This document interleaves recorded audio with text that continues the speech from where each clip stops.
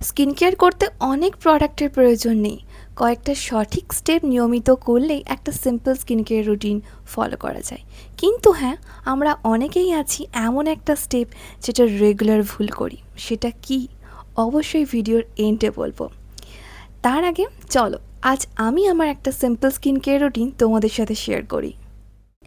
Skin কেয়ারে প্রথম step face clean করা। আর ফেস ক্লিনের জন্য আমরা বেসিক্যালি ফেস ওয়াশ ইউজ করে থাকি। যদি মুখে মেকআপ থাকে তাহলে কিন্তু তোমরা আমার মতো এরকম গার্নিয়ার মাইসেলার ওয়াটার দিয়ে ফেসটাকে ক্লিন করে নিতে পারো। আজকে আমি আমার স্কিন কেয়ার রুটিনে যে সমস্ত প্রোডাক্ট ব্যবহার করছি এগুলো কিন্তু আমার স্কিনের জন্য পারফেক্ট সুইটেবল, তাই আমি এগুলোকে রেগুলার আমার স্কিন কেয়ার রুটিনে ইনক্লুড করেছি এবং এগুলো ইউজ করার পরই আমার স্কিন অনেক বেশি হেলদি আর গ্লোয়িং থাকে। তোমরা অবশ্যই তোমাদের পছন্দ মতো প্রোডাক্ট ইউজ করতে পারো স্কিন টাইপ বুঝে। একই সাথে এই প্রোডাক্টগুলোর লিঙ্ক আমি আমার ভিডিওর ডেসক্রিপশন বক্সে প্রোভাইড করে দেবো, তোমরা চেক আউট করতে পারো। একটা ওয়াইপসের মধ্যে আমি ক্লেনজারটা নিয়ে খুব ভালো করে পুরো মুখটাকে পরিষ্কার করে নিলাম। এবার একদম প্লেন ঠান্ডা জল দিয়ে আমি আমার মুখটাকে ধুয়ে নেব। মুখটা ধোয়াটা কিন্তু ভীষণভাবে ইম্পর্টেন্ট। এখানে আমি ডাবল ক্লেন্সিং করছি। তোমরা যদি ফেসে কিছু না ইউজ করে থাকো সেই ক্ষেত্রে নর্মাল ফেস ওয়াশ ইউজ করতে পারো। আমি এখানে মCaffeine এই কফি ফেস ওয়াশটা দিয়ে আমার ফেসটাকে ক্লিন করছি। এই ফেস ওয়াশটা অল স্কিন টাইপের জন্য সুইটেবল। এটা আমাদের স্কিন থেকে ডার্ট ইম্পিউরিটিসকে যেমন রিমুভ করবে, তেমনই এটা দিয়ে মুখ ধোয়ার পর স্কিনের মধ্যে একটা ফ্রেশনেস লক্ষ্য করবে।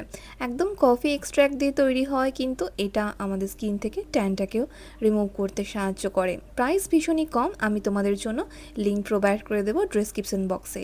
ভেরি জেন্টালি হালকা হাতে তোমাকে কিন্তু ফেসটাকে ক্লিন করতে হবে। তারপর একদম প্লেন ঠান্ডা জল দিয়ে মুখ ধুয়ে নেবে। দিনে 2বার ফেস ওয়াশ করলেই এনাফ। বেশিবার ফেস ওয়াশ করলে কিন্তু স্কিন থেকে ন্যাচারাল অয়েলটা বেরিয়ে গিয়ে স্কিন ড্রাই হয়ে যেতে পারে।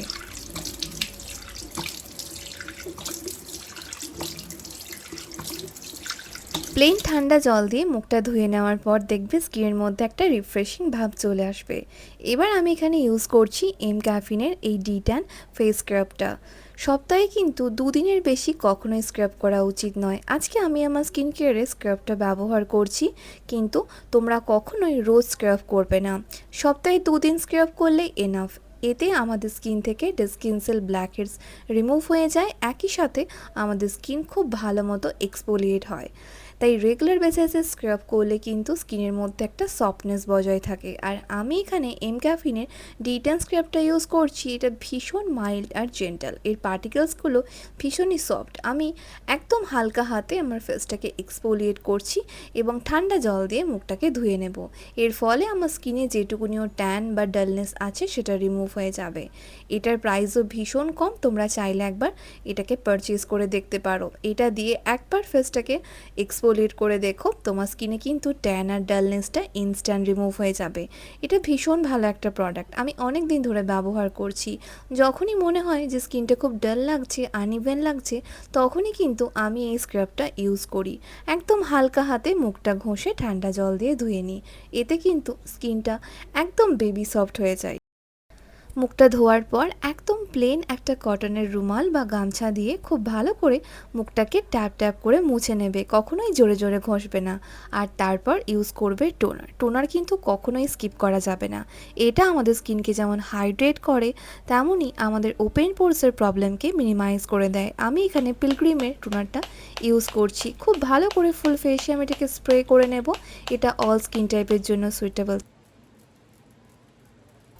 এবার পালা ময়শ্চারাইজার, আর আমি এখানে ব্যবহার করছি পন্ডস হাইড্রা মিরাকেল এই ময়শ্চারাইজারটা। এটা ভীষণ ভালো একটা ময়শ্চারাইজার। আমি আমার স্কিন কেয়ার রুটিনে এই ময়শ্চারাইজারটা ছাড়া অন্য কোনো কিছু ব্যবহার করি না, কারণ এটা আমার স্কিনে পারফেক্টভাবে স্যুট করে।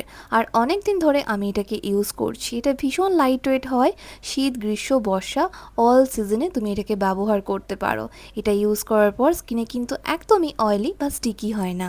তোমরা কারা কারা এই ময়শ্চারাইজারটা ইউজ করো আমাকে কিন্তু অবশ্যই নিচে কমেন্ট করে জানিও। অনেক ক্ষেত্রে আমরা মুখটা ধোয়ার পর ডাইরেক্ট স্কিনে ময়শ্চারাইজার লাগিয়ে নিই, সেটা কিন্তু কখনোই করা উচিত নয়। এবার পালা লিপ বাম। আমাদের কিন্তু ঠোঁটটাকেও নরম আর পিঙ্ক রাখতে হবে, তা না হলে ঠোঁটে ক্র্যাক হয়ে আমাদের ঠোঁট ফাটার মতো সমস্যা চলে আসতে পারে। তার জন্য আমি এখানে বায়োটিকের লিপ বামটা ইউজ করছি। এটা ভীষণ ভালো, প্রাইসও খুব কম, তোমরা চাইলে একবার চেক আউট করে দেখতে পারো। This is my final look. কেমন লাগছে বলো। একদম হেলদি একটা স্কিন কেয়ার রুটিন আজ আমি ফলো করলাম। শুরুতে যে গুরুত্বপূর্ণ স্টেপটার কথা বলেছিলাম, আমার মতে স্কিন কেয়ারের জন্য এক্সপেন্সিভ প্রোডাক্টের প্রয়োজন নেই, প্রয়োজন কনসিস্টেন্সি।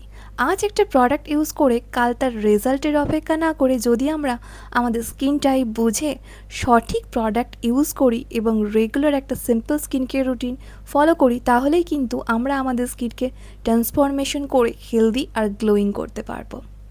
তাহলে আজকের ভিডিওটা কেমন লাগলো অবশ্যই কমেন্টে জানিও। সাথে ভালো লাগলে লাইক করো, সাবস্ক্রাইব করো। তোমার স্কিন টাইপটা কেমন, অয়েলি, সেন্সিটিভ না কম্বিনেশন না ড্রাই, অবশ্যই আমাকে নিচে কমেন্টে জানিও। এরকম ভিডিও পেতে আর তোমার স্কিন টাইপ অনুযায়ী যদি পারফেক্ট ভিডিও চাও সেটাও কিন্তু আমাকে কমেন্টে জানিও।